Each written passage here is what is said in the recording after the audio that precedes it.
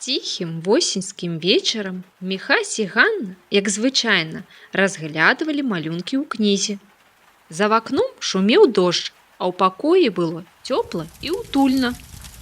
Патрэскаваў агонь у каміне, ледзь чутна стукалі спіцы. Бабуля вязала і напівала сабе пад нос. Ох, і сеяла ульяніца лянок. Бабуля, а пра які лянок ты спяваеш? Гэта, каб справа хутчэй спраўлялася. А лянок, расліна такая карысная, раней яна ўсіх і апранала, і карміла, і сагравала.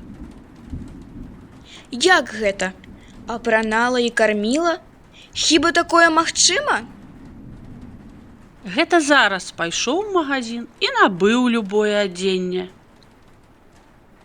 А раней лён сеялі і з яго адзенне рабілі. Як гэта?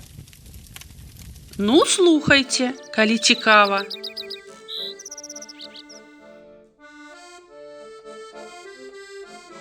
Як толькі прыгравала веснавое сонейка і растаплівала снег, пачыналася праца ў полі. Старыя людзі казалі: зязюля закукуе, час сеяць лён. Селянін браў каня і ішоў у поле працаваць.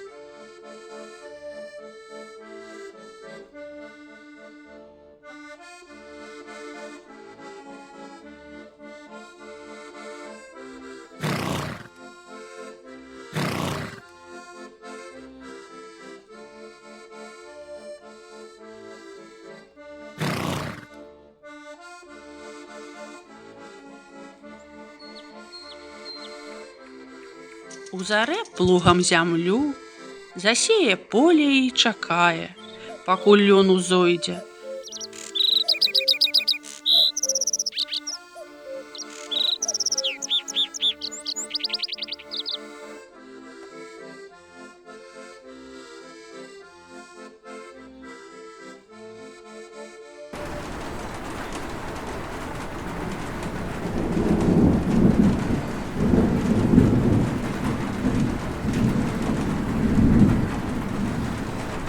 Дожджык палівае, сонейка сагрывае, і на раслінах з'яўляюцца блакітныя кветачкі.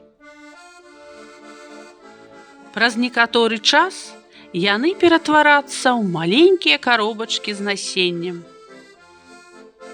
А там і да ўборкі недалёка.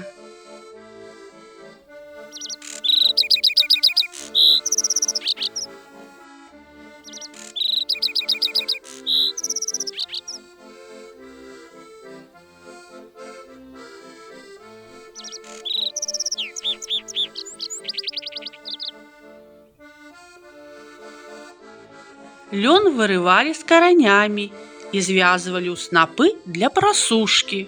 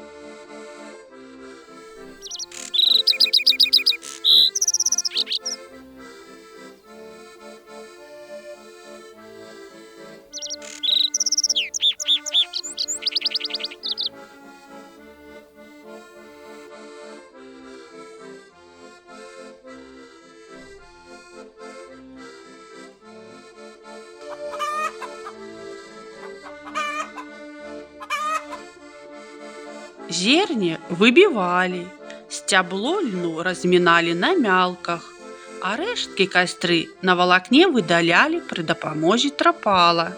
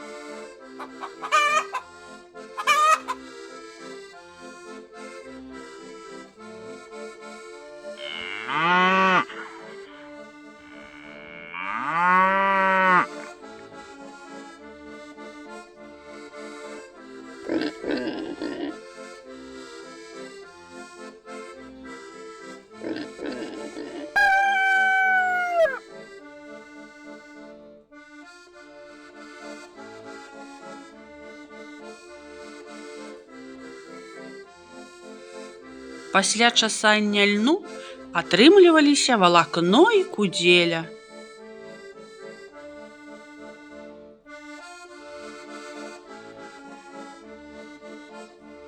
Кудзелю пралі на верцяне і атрымлівалі ніткі для ткацтва.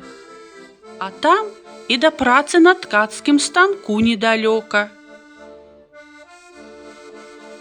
З тканага палатна жанчына вырабляла адзенне, ручнікі, сурвэткі. Вось які цудоўны лён!